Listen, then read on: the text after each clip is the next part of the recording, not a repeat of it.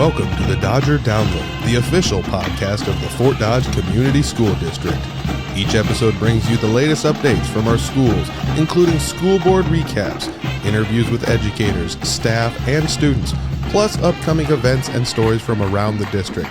Whether you're a parent, student, or community member, stay connected to what's happening in the Dodger Nation. Let's dive into this episode of the Dodger Download.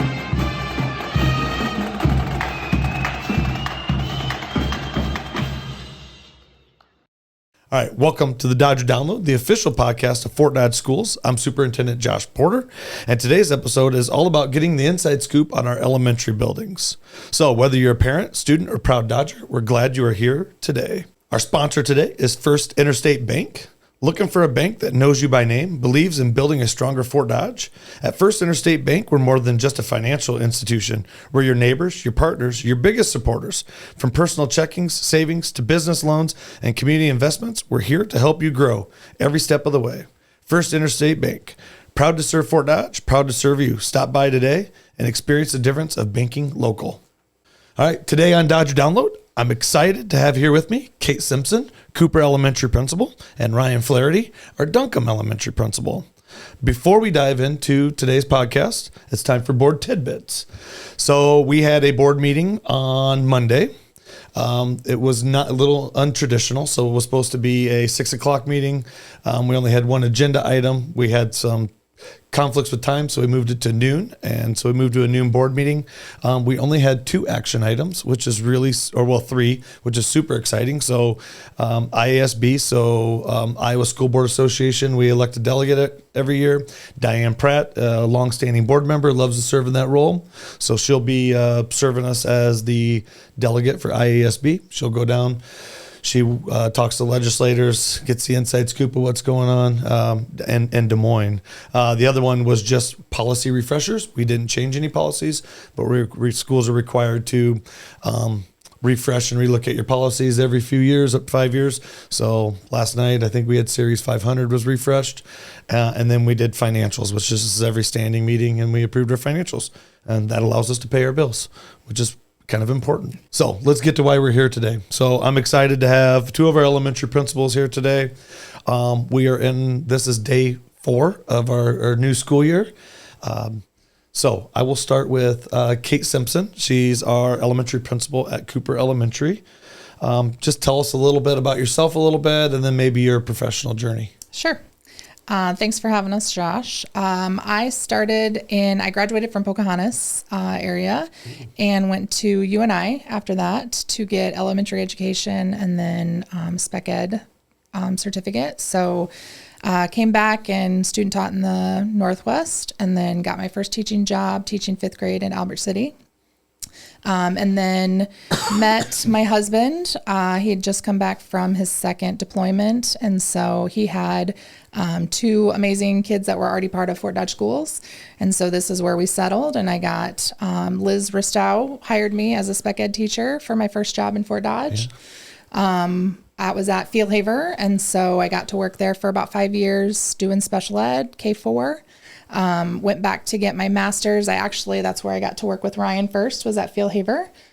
He was my principal, and we got to do some really cool experiences up there with the amazing Glenda Harms, and did some really cool behavior clinics with Iowa City hospitals and clinics. And so kind of piqued my interest, and I went back and got my master's in LDBD, special ed. And so after that, I became an instructional coach for the district. I did that for about 5 years. And during that time is when I started to kind of explore leadership a little bit, and went on to do the IPLA program through Prairie Lakes. Thought I would never use that for anything. I was just going to learn and just kind of gain some more knowledge. And then the Cooper job came open, and I was kind of intrigued and thought I'd see what that was about. So this is going into year 5 at Cooper. Yeah. Okay. Yeah. You were in that role, I think, when I moved here. Yep. The instructional coach. Yep. Yeah. I did a few years. Well, I think you were the building principal when I moved here. So you'd already been in it 1 year. Yes. When 1 year, my first year. That's right. When I arrived at Fort Dodge. So you were on year 2 when I showed up. Yep. That's right. Yeah, I was a coach at Cooper for a couple years before I was the principal there, so it was kind of a transition into that spot. And we talk about, like you mentioned, UNI, and I think it's still known. They're like the leaders in almost like training future educators. I know other schools do it now, but it used to be almost the only school that did it, and that's where every teacher came from. And now, it's a little bit more wide variety, but it's still, UNI produces a lot of really good teachers. Yeah, so. yeah, I loved my time there. It was a good school. Mr. Flaherty, principal at Duncombe Elementary. Give us a little background. So I grew up in Davenport, graduated from Davenport West in 1995, and then went on to UNI to study secondary education and got my degree in teaching English. Student taught back in Davenport and had 2 job offers. One was to teach at Frank L. Smart in a 6th grade language arts classroom, which was similar to what I student taught in. And the other was to be a tennis teaching professional. And I was 21. And so that was the time you explore something a little bit different. So I moved to Des Moines, taught tennis at Genesis Racket Club for 1 year. And then I had an offer to come back to UNI to get a master's degree and be a grad assistant for the UNI tennis team that I played for when I was an undergrad. And I knew I loved kids, and I wasn't sure which capacity I wanted to work with kids, so I got a master's degree in school counseling. So that was a 3-year program. I was a grad assistant for about 1.5 years during that time, and then they transitioned away from tennis as a program at UNI. While I was at UNI, I got hired at Waterloo Columbus Catholic to be a counselor before I was officially graduated. Worked there for 1.5 years, and then I spent my first 5 years in public education at Cedar Falls High School as a high school counselor and their student senate advisor. Love my time there. That was a super great school and a great experience. During that time, I met my wife, who was working as a pharmacist at the local hospital. She was from Fort Dodge, and I was from Davenport, so we thought Waterloo Cedar Falls was perfect and right in between. She thought that Fort Dodge was perfect, and so we took our family and we moved back to Fort Dodge. So moving here was moving home for her, and it was a new experience for me. And I've had a number of jobs here. I started at what used to be Phillips Middle School as a 7th grade counselor. The year after that, I moved into a assistant principal role at Flaherty and Riverside when Riverside was still an elementary building. Then, like Kate said, I was an elementary principal at Flaherty for 1 year after they closed Riverside. The next year after that, I moved into an assistant principal at Fort Dodge Middle School. I was there the first 2 years it opened when it was a 5 through 8 building, and I worked under Ed Birnbaum. After that, I spent 2 years as a regional administrator at Prairie Lakes AEA. I came back and was the lead principal at Fort Dodge Middle School for 2 years, and I am just starting year 7 at Duncombe Elementary. So 15 years as a principal and 22 as an educator. Yeah, it's just tons of experience there. I joke with Ryan all the time about playing him in tennis. That would be more of my brother's skill. He would demolish me, but I do joke all the time that I would like to play him. I think he would like to play me because he would embarrass me really bad. As long as no one recorded, I would probably do it, but I don't need any video footage of that. So, well, thanks guys for coming. So I know it's day 4. School year's been, it's off to a great start, but it's busy. So taking you out of your buildings, thanks for coming in. If you had to give yourself or your building a grade, right? So we take all this time, we think we're so prepared, and there's always something that comes up that you're not prepared for. So we're going to give out grades today. I'm not going to give you the grade. You have to grade yourself, but maybe talk about the first couple of days, and if you had to give yourself a grade or the building a grade on how well it started, what would that grade be? Go ahead. I can start with you. I think I'd probably grade myself a little harder than my building. My building, I would give probably an A-. And what I would say is we're up to about 450 students. So we're the largest elementary, and we're up a few students from last year.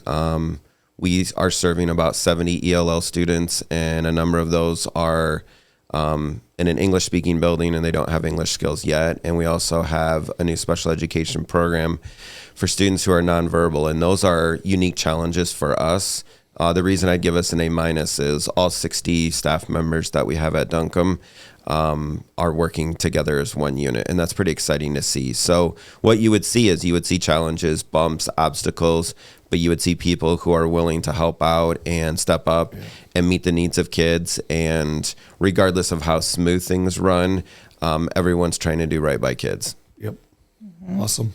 Yeah, I would agree. We have had a really good start so far. I'd probably give us an A- as well. We've got some scheduled things we're going to work out with some lunch shifts and things, but I would echo what Ryan said. I've got, the adults that are in the building that want kids to have a really good experience. And we looked at each other the first couple days and said, wow, this went really, really smooth. So we knew we had hit the mark with some of the things we had tried different from last year. So we had the VFW come in and do the flag raising yesterday, which was great. Our kids were amazing and just totally engaged in what they were sharing and doing with that. And so we feel like we're off to a really good start so far. Yeah. And so that's been the vibe getting around the district. And the things people don't think about is the time you have to put into a schedule. And so that's the behind the scenes stuff that principals are doing, and they work really hard to do it right. And then you get to the first day and something doesn't go right. And it doesn't matter how much time and how much you look at it, right? So, but some consistency, right? 7 years at Duncombe, 5 at Cooper. There's probably a few changes every year, but nothing drastic that really throws us off our loop. So I feel whether I'm a good superintendent, horrible superintendent, one or the other doesn't matter, and everybody's going to have their opinion. But I think the consistency really helps too, right? Like we've been able to work together this is going into my 3rd year. We've been able to work together. We communicate well with each other when there's challenges, when there's positives, when we need stuff, so exciting couple days. What would you say? I'll just start with you, Kate. What's a goal you have for Cooper this year? If you could really think of one thing you hope to accomplish. I know we made goals, right? We make these goals. We talk about literacy. We do, those are really important. But like, if you had a goal for Cooper Elementary this year, what would that goal be? Yeah, I think you talk about consistency, and that's a big, important thing. I think, especially at the elementary level, is giving kids a really consistent, positive experience. So we were able to bring almost every single staff member back this year, which is a huge deal for kids. And a couple of new staff members that we're really excited to have on board.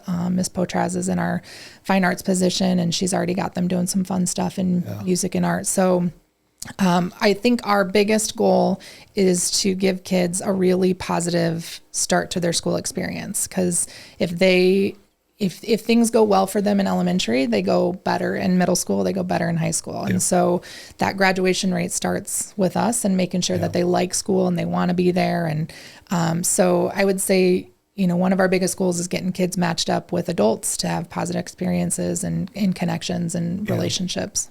And that turnover across our district is something that we try to look at. So I just reflect back to the last couple years, and that new teacher meeting was loaded. So we had our learning lab. There'd be 25 to 30 plus people in there. This year, I think we had like 13. That's a big deal for a school the size of Fort Dodge, who employs 540 plus people, right? So lucky me, Channel 13 called, and I was like, oh yeah, I'll talk about staff bonuses and teacher shortage. And I'm like, I don't know if our teacher shortage is really as bad, at least for us, as it once was, right? So we had 17 teachers and a right of assignment like 2 years ago, and we have 3 this year. Well, that's a big change. That means we put more certified teachers in front of kids, and I think we can all agree, and we talk about it often, that the best thing for kids is to have a certified, highly qualified teacher in front of kids. Yep.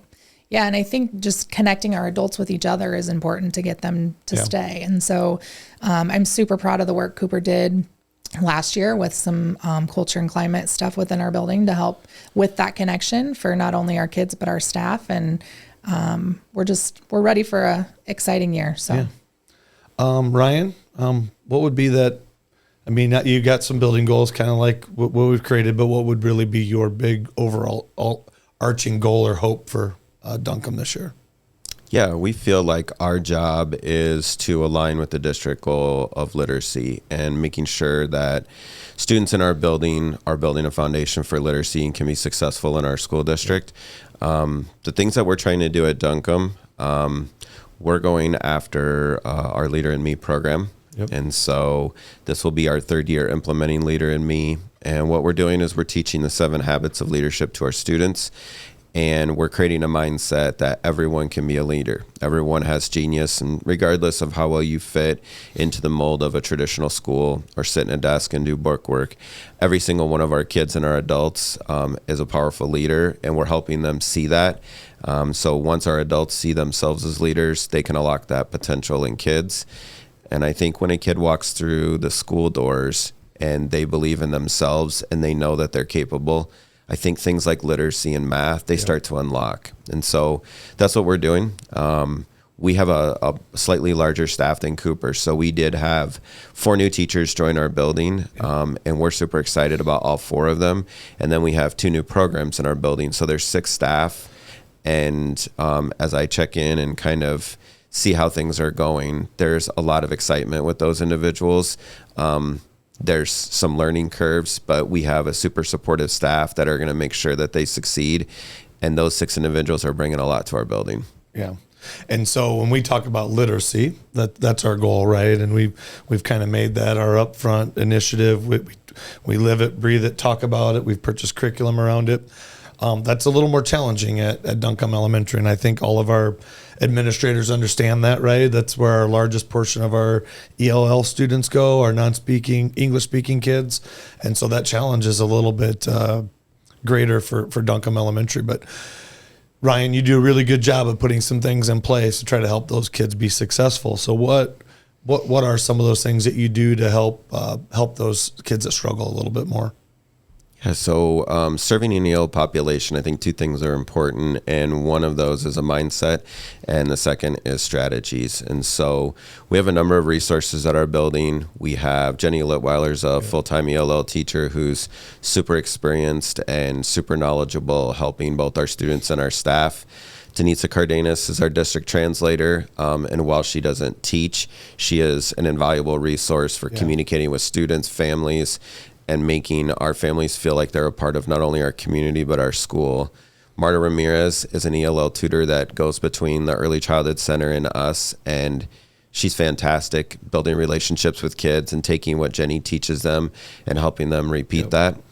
But I'll go back to if you walk through the doors, regardless of where you were born, what your culture or your home language is, if you feel like you're a part of that school, learning's going to happen. And one of the things I've learned in 7 years at Duncombe is just because you don't have command over the English language does not mean that you can't learn or you can't learn at high levels. And if you look at our numbers for students that are identified for TAG, and you see students that could read 0 to 5 words of English when they came to our building, and now they are in our talented and gifted program, and they're some of the most gifted leaders and learners in our school. It just goes to show you that it might take a lot of effort up front, and it might be tricky up front, but all of that work is going to unlock some potential for students, and it's going to make our building really come alive. Yeah. And I know, one of my favorite events a year is you host what do you host? You host an event for our ELL families. Yeah. Just talk about that event a little bit. It's one of my favorite ones to go to. Yeah, so about 4 years ago, the district went down the journey of something called family engagement. And so each building would do their own version of engaging families in the school process. And what they tried to do was share the work kids are doing, share some of the data of how kids are performing, and then just partner with families on how they can help us educate kids. And so we did it at each grade level at Duncombe, and Jenny came to me and said, I would really like this for our ELL families. They take a test called the ELPA, which is how they measure their language proficiency. We get the results in late April, and they said, what if we brought them in, and we brought families in, and they got to celebrate the results of their students on that survey.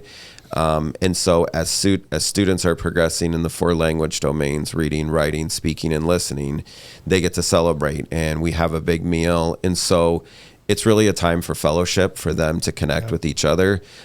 It's a celebration because we have students that are putting on caps and graduating from ELL, and we have students that are just making huge gains.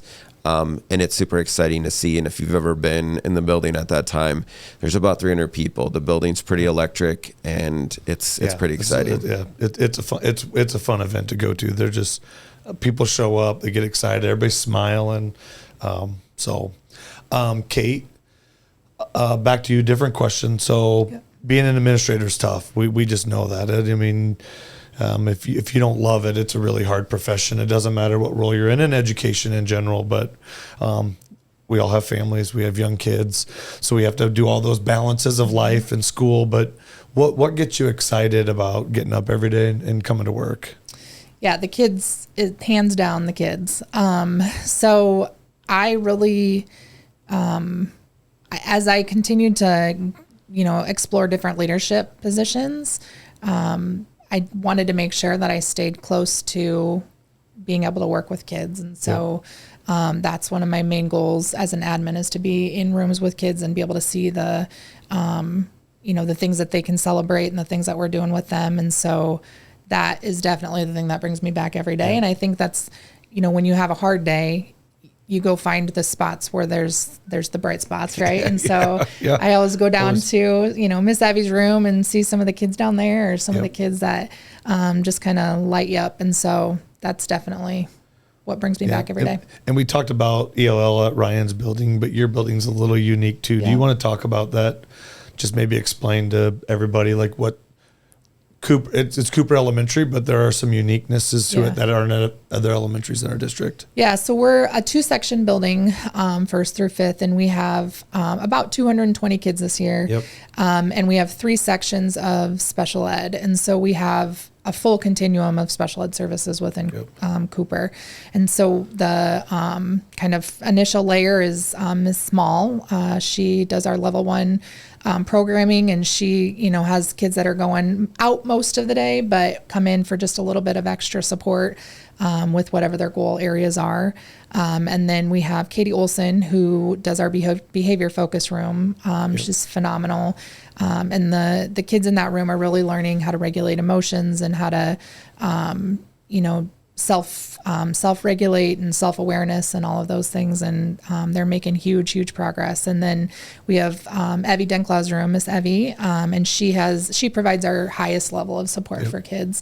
And a lot of our kids in that space are just incredible. They just learn in a very different way, and she's really good at unlocking that. So before we close off here a little bit, Ryan, to you, like what gets you up and going every day? Plays tennis as much. He'd like to play more tennis, but he's busy working a lot of time. But got a family, got a job. I mean, I see you drive by my house a lot late at night, going back to check emails or get things ready for but what gets you excited about coming up or getting up for work the next day? Yeah, I mean, obviously what Kate said, if you don't love kids, you're in the wrong business. So kids would be first and foremost. But I think having worked at a lot of different schools and a lot of different places, I think at Duncombe Elementary, I feel a sense of purpose.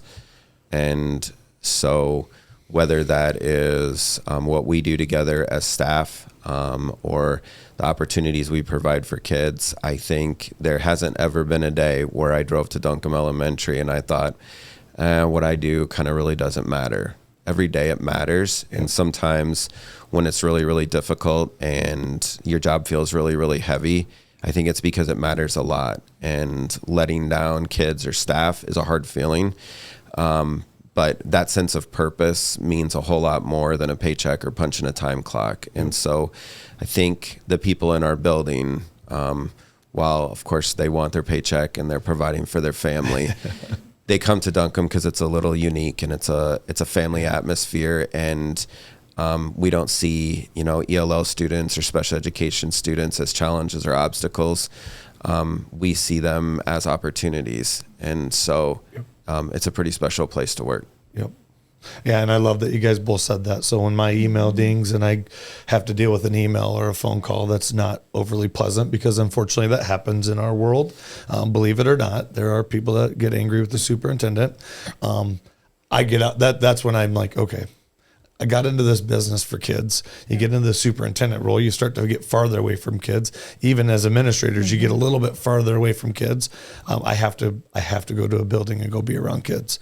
Stopping by Evie's room is a treat. Like it's a pretty happy place. You cannot be upset if you stop in there. So, well, appreciate you guys' time today. Two excellent principals that give everything to Fort Dodge. I appreciate everything you guys do. I hope everybody else has that level of appreciation most of the time as well. So before we close out today, again, I just want to thank our sponsor at First Interstate Bank in Fort Dodge. We know every dream starts small. A first savings account, a first home, a first business. And with the right partner by your side, those dreams grow into something bigger. For every century, we've invested in people, businesses, and the future of our community. Because when Fort Dodge thrives, we all thrive. First Interstate Bank, local commitment, lasting impact. Let's build your future together.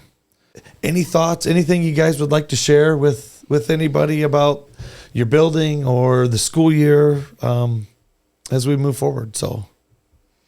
I would just say I'm super proud of the work we're doing in Fort Dodge. I'm a parent of kids that go to Fort Dodge schools, which I'm super proud of. And I'm just really grateful to get the opportunity to work at Cooper with the people that I do and the kids that I do and the families that I do. So it does not get lost on me every day that I get to do this job. And that I'm thankful that I get to do it every day. Yeah. I would just close with two things. We opened our summer with an admin retreat, and one of the questions was asked was, what was everyone's superpower? And Josh shared that his superpower is connecting with people and putting people first. And I appreciate that, whether it's this podcast or how he interacts in the community or what he does when he's in buildings, setting the tone from the top level of our district that people come first. Makes a difference. And of course, there's going to be things that we do that upset people or decisions that we make. But knowing that our leader's grounded in people first helps a lot as a building leader. And secondly, I'm super grateful to work at Duncombe Elementary. Yeah. What I like to say about our building is we are perfectly imperfect. So people that work in our building or come to our building, we're certainly not going to be A+ every single time and do everything right, but we're going to do it with good intentions. And when we don't do our best, we're going to get 1% better the next day. Yep. Love it. I have kids that are in the district as well.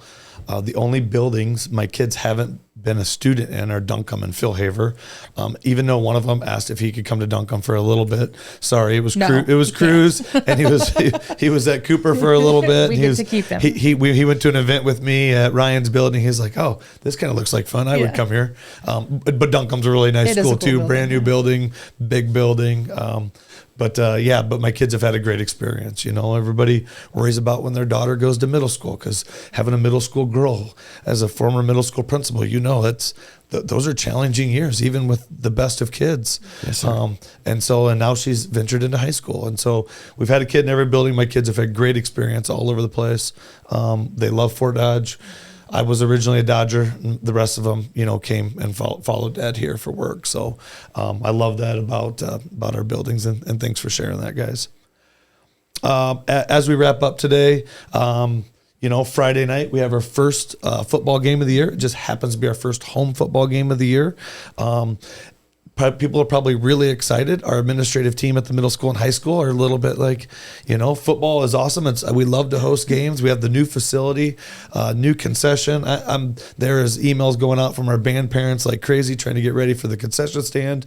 We had a meeting the other day to get organized, and all that organization, everybody knows that something is not going to be right and something's going to go wrong. But we'll still have a game. They'll play the game. That's the most important thing that's happening on the night.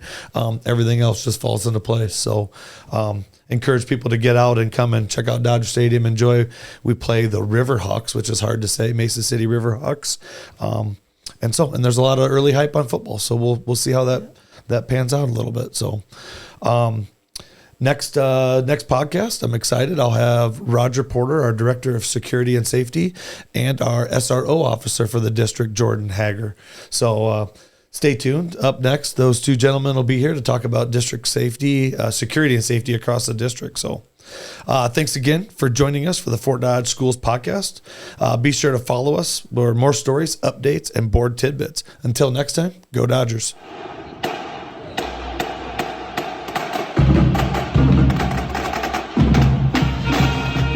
Thank you for listening to the Dodger Download, your source for all things Fort Dodge schools. Be sure to subscribe so you never miss an episode and share with your friends, family, and fellow Dodgers. For more update and resources, visit us at fdschools.org or follow the Fort Dodge Community School District on social media. Until next time, keep showing that Dodger pride.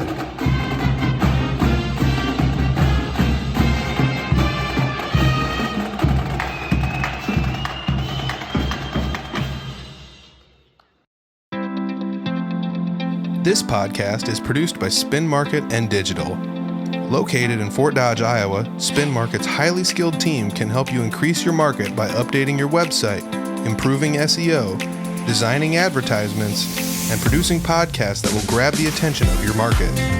Contact Spin Market today for all your digital marketing needs at digitalagent@spinmarket.com or call us at 515-302-8026.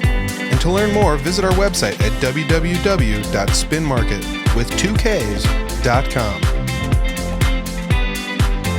That's digitalagent@spinmarket.com or 515-302-8026.